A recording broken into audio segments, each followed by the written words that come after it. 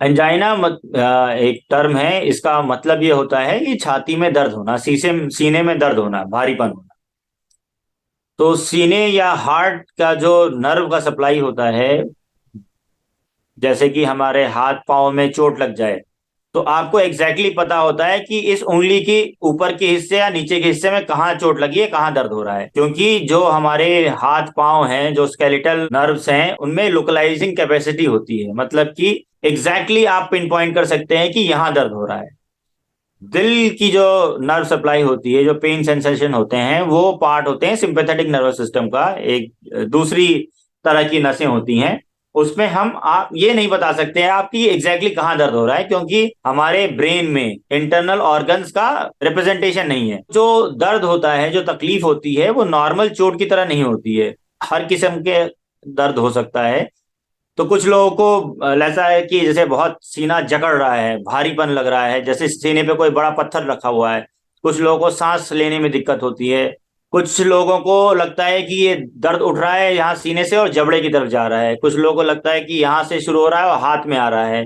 तो अलग अलग किस्म का ये दर्द उठ सकता है। और ये कहा जाता है कि नाभि से लेकर के सर तक हार्ट का दर्द कहीं भी हो सकता है।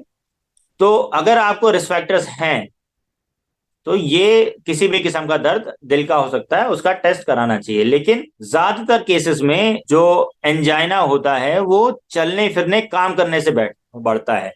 तो अगर आपको सीने में तकलीफ, भारीपन हो रही है, जो जब आप खाली बैठे हुए हैं इत्मीनान से, सुकून से, और तब हो रही है, और जब आप कुछ कर रहे हैं तब नहीं हो रही है, तो ये दिल की होने की संभावना कम हो जाती है। लेकिन ये सब हम प्रोबेबिलिटी वाली बातें हैं। 100% कंफर्म सिम्टम की बेसिस पे नहीं कर सकते हैं। तो उसके लिए आप अपने डॉक्टर से जरूर परामर्श करें। अगर कोई भी किस्म की आपको छाती में तकलीफ, भारीपन हो रही है, तो एंजाइना टिपिकली जो होता है वो चलने फिरने पे होता है। लेकिन हार्ट अटैक का दर्द, जब एक्यूट हार्ट अटैक होता है, तो वो बैठे बैठे भी हो सकता है। तो ये कोई 100% नहीं है जरूरी कि अगर बैठे बैठे छाती में भारीपन हो रहा है तो वो हार्ट का नहीं हो सकता है। या तो वो एक इमरजेंसी वाली चीज भी हो सकती है। लेकिन अगर आपको हो रहा है और दिन दिन भर रह रहा है, तो उम्मीद कम होती है। क्योंकि हार्ट का दर्द, अगर हार्ट अटैक का दर्द होगा तो वो इतना शदीद होता है कि आपको या तो आपकी हालत ज्यादा खराब होने लगती है। लेकिन आप इस बात का इंतजार न करें। और अगर किसी भी किस्म का दर्द हो रहा है छाती में, तो बेहतर ये है कि अपने नियर बाय डॉक्टर से सलाह लें। बहुत सारे लोगों को एंजाइटी और स्ट्रेस की भी प्रॉब्लम होती है, जिसकी वजह से भी ऐसा होता है। तो अगर एक दफा आपका आपके डॉक्टर ने आपकी सारी जांचें कर ली हैं, सब कुछ ठीक आया है, जो हमने 8-9 रिस्क फैक्टर्स गिनाए हैं, उसमें से आपको कुछ नहीं है और सब कुछ ठीक आया है, तो अनफॉर्चुनेटली आजकल क्या हो रहा है कि लोगों में स्ट्रेस इतना हो रहा है कि अच्छे खासे लोगों को ये सारी दिक्कतें महसूस होती हैं और उनको कुछ नहीं होता, हार्ट की बीमारी नहीं होती है, और सिर्फ ये एंजाइटी या स्ट्रेस के सिम्टम्स होते हैं। तो एक बार तो जरूर आपका इवैल्यूएशन होना चाहिए। लेकिन अगर उस इवैल्यूएशन में ये आया है, उस जांचों में ये आया है कि ये दिल की वजह से नहीं है, तो फिर हर बार जो है बहुत ज्यादा परेशान होने की जरूरत नहीं है।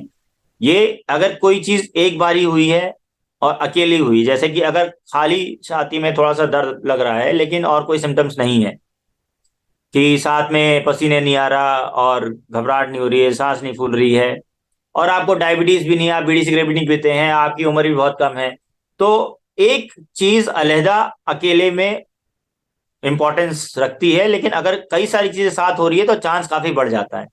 बेहतर तो यही होता है कि अगर कोई भी किस्म की तकलीफ हो रही है तो अपने डॉक्टर से सलाह जरूर लें। जो हार्ट की बीमारी होती है, हार्ट की नसें बंद होने वाली जो बीमारी होती है, वो दो किस्म की होती है, एक तरह से हम मान सकते हैं। एक तो एक्यूट हार्ट अटैक कहते हैं हम, ठीक है, जो कि इमरजेंसी होती है, जिसमें कि छाती में दर्द हुआ, भारीपन हुआ, पसीने आ रहे हैं और वो तुरंत उसका इलाज होना चाहिए। दूसरी तरह की इस बीमारी होती है जिसे हम कहते हैं क्रोनिक स्टेबल एंजाइना, जो कि मायोकार्डियल इन्फार्क्शन नहीं है।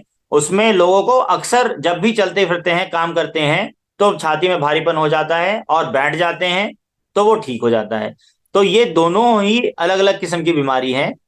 क्योंकि जो हार्ट अटैक होता है वो इसलिए होता है कि जो दिल की नस होती है, आर्टरी होती है, जब उसकी चर्बी की सतह फट जाती है अचानक से और वहां पे ब्लड क्लॉटिंग होती है, तो वो जो नस जो कि पूरी तरह से खुली हुई थी, वो अचानक से थोड़ी ही देर में टोटली बंद हो जाती है, तो दर्द उठता है। अब इसमें दिक्कत ये है कि खासकर डायबिटीज वाले लोगों को कई बार बहुत ज्यादा दर्द या भारीपन नहीं होता है। कई बार उनको सिर्फ हल्का सा पसीना आएगा, हल्की सी सांस फूल जाएगी। तो अगर जिनको रिस्क फैक्टर्स हैं, उनको कोई भी तकलीफ को नजरअंदाज नहीं करना चाहिए। और कोई पूरी तरह से हेल्दी है, कोई रिस्क फैक्टर्स नहीं है, टेस्ट हो रखे हैं, तो उनको परेशान होने की जरूरत नहीं है। लेकिन ये जो स्टेबल एंजाइना वाली बीमारी है और एक्यूट हार्ट अटैक वाली बीमारी है, ये दोनों में थोड़ा सा फर्क है। बेसिक प्रोसेस सेम है, लेकिन एक्यूट हार्ट अटैक इसलिए होता है जब ब्लड क्लॉटिंग होती है चर्बी की सतह फट जाने से, जिससे नस पूरी तरह बंद हो जाती है। ये एक इमरजेंसी है, इसका तुरंत इलाज होना चाहिए। अगर आपको अक्सर चलने में छाती में दर्द हो रहा है, भारीपन हो रहा है और ऐसा कई सालों से है, तो आपको फिर एंजाइना, स्टेबल एंजाइना वाली बात है, प्रॉब्लम है। तो जो क्रोनिक स्टेबल एंजाइना वाले मरीज हैं, उनका लॉन्ग टर्म पे, लंबे तौर पे उतना खराब लाइफ एक्सपेक्टेंसी नहीं है, क्योंकि वो नेचुरली एडजस्टेड है। एक तरह से कह लें कि उनकी शरीर उनकी बीमारी को, और उनका दिल, हम एक चीज कहते हैं इस्केमिक कंडीशनिंग, मतलब कि उनका दिल जो है वो एक तरह से रेजिस्टेंट हो गया है कम खून पे चलने के लिए, तो उससे उनको थोड़ी प्रोटेक्शन भी मिलती है। लेकिन वो भी अपने आप में काफी डिसेबलिंग सिम्टम होता है कि जब भी आप तेज चलेंगे आपको छाती में भारीपन हो जाएगा।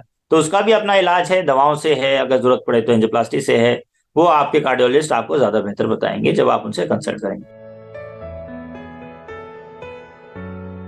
पहले तो हम कुछ टेस्ट करते हैं जिससे हम ये पता चलता है कि ये स्टेबल एंजाइना है या एक्यूट हार्ट अटैक नहीं है। तो उसमें जो कि अब काफी कॉमनली ऑलमोस्ट हर शहर में अवेलेबल है टेस्ट, उसे बोलते हैं हम, दो टेस्ट हैं, एक ईसीजी होती है और एक ट्रोपोनिन का टेस्ट होता है। ईसीजी में ये पता चलता है कि कोई मेजर हार्ट अटैक तो नहीं है, लेकिन कई दफा पहला ईसीजी एकदम नॉर्मल भी आ सकता है। तो इसीलिए सिंपल एक ईसीजी के बेसिस पे कई बार हार्ट अटैक नहीं, हम कह सकते हैं कि नहीं है।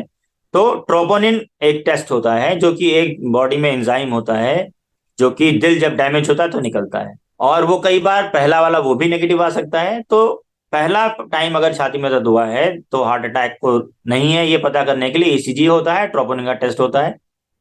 उसके बाद हम ये देखते हैं कि अगर एक्यूट हार्ट अटैक नहीं है तो दवाइयां शुरू कर दी जाती हैं क्रोनिक स्टेबल एंजाइना के लिए। खून पतला करने की दवाइयां हैं और कुछ और दवाइयां होती हैं जिनसे छाती में दर्द कंट्रोल होता है। अगर दवाइयों पे आप पूरी तरह से ठीक हो गए हैं, सिम्टम फ्री हो गए हैं, तो खाली दवाइयां भी इलाज है। लेकिन कई दफा ऐसा भी होता है कि हम लोग श्योर नहीं है कि ये दर्द जो है दिल की वजह से है भी या नहीं, ये एंजाइना का ही दर्द है या फिर ये मांसपेशियों का दर्द है। तो वो कंफर्म करने के लिए एंजियोग्राफी वाली जांच करी जाती है, या और भी जांचें हैं जिसे जो हम कहते हैं ट्रेडमिल टेस्ट, जिसमें एक मशीन पे दौड़ा करके बहुत तेज फिर ईसीजी करी जाती हैं। तो इन सारी टेस्ट से ये कंफर्म होता है कि ये दिल की बीमारी है या नहीं। तो एंजाइना वाली बीमारी, हार्ट अटैक वाली बीमारी, दोनों का मैकेनिज्म सेम है, प्रेजेंटेशन डिफरेंट है। तो इसके लिए भी वही सेम चीजें हैं, वही नौ रिस्क फैक्टर्स की, डायबिटीज है तो उसे कंट्रोल में रखा जाए, बीड़ी सिगरेट ना पिया जाए, ब्लड प्रेशर कंट्रोल में रखा जाए, और खून पतला करने की, कोलेस्ट्रॉल कम करने की दवाइयां जो दी गई हैं उसको जिंदगी भर खाना होता है। अक्सर ये टेंडेंसी होती है, मरीज कहता है कि अब तो मैं 4 साल से दवा खा रहा हूँ, क्योंकि ये जो प्रोसेस है एक बार आपके शरीर में बन गया तो ये खत्म नहीं होता है। तो ये दवाएं, रिस्क फैक्टर मैनेजमेंट के साथ साथ दवाएं जिंदगी भर खाना है, ये बहुत ही जरूरी है ताकि ये बीमारी बढ़ने ना पाए। और खासकर वो जो बात थी, मैंने बताया था कि जो एक्यूट हार्ट अटैक होता है कि चर्बी की सतह जो होती है वो फट जाती है, उससे ब्लड क्लॉटिंग होती है। तो ये चीज से प्रिवेंशन है दवाओं से। तो इसीलिए दवा खाना बहुत जरूरी है जिंदगी भर।